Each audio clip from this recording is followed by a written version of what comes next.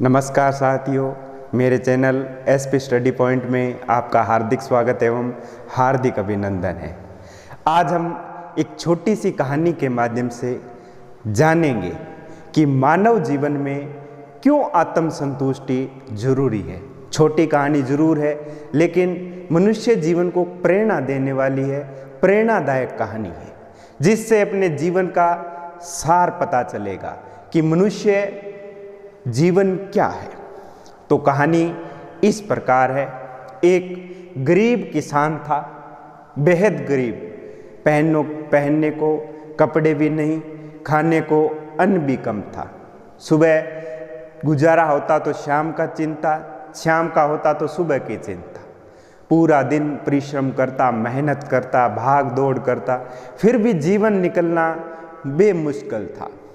तो उसकी परिश्रम को देखते हुए, उसकी कुशलता को देखते हुए, उसकी गरीबी को देखते हुए भगवान प्रसन्न हुए और उसके सामने प्रकट हुए कि मैं आपकी गरीबी से, मैं आपके परिश्रम से, मैं आपके कुशलता के कारण जो है बेहद खुश हूँ और आपको आशीर्वाद देता हूँ कि आप सुबह एक दिन, मतलब आपको एक दिन यहाँ से लेकर जहाँ आप खड़े हो, यहाँ से लेकर जहाँ तक जाओगे वहाँ तक आपकी भूमि हो जाएगी, जो भी संपत्ति होगी वो आपकी हो जाएगी, ये कहा गया।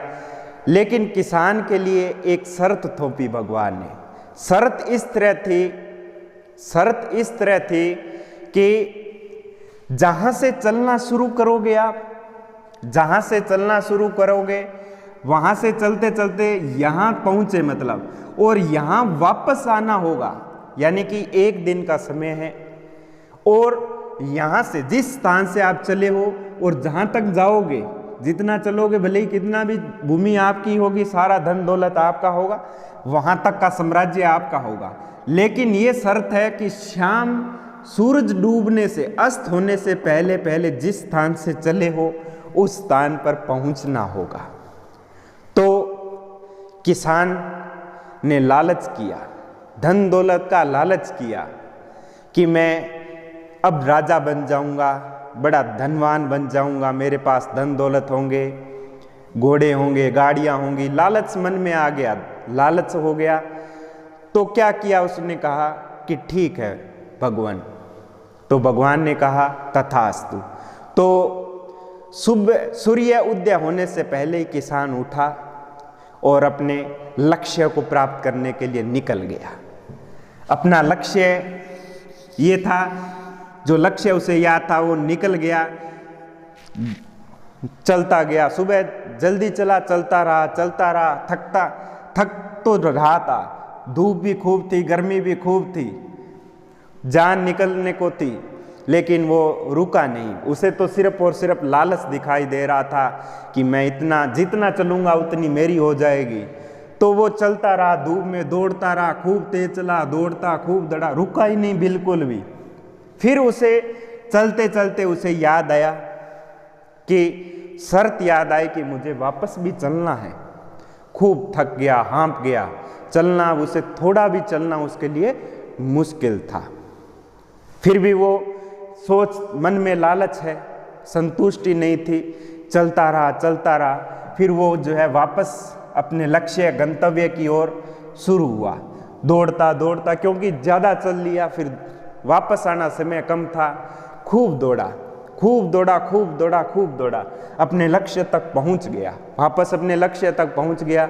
लेकिन उसका लक्ष्य तक पहुंच गया तो एकदम उसका जो होश वास सब गायब हो गए। अब जो है लक्ष्य तक पहुंच तो गया, लेकिन उसकी मृत्यु आ गई, क्योंकि ज़्यादा चलने से जो है उसका जीवन जो है समाप्त हो गया। लेकिन अपने लक्ष्य तक पहुंच गया।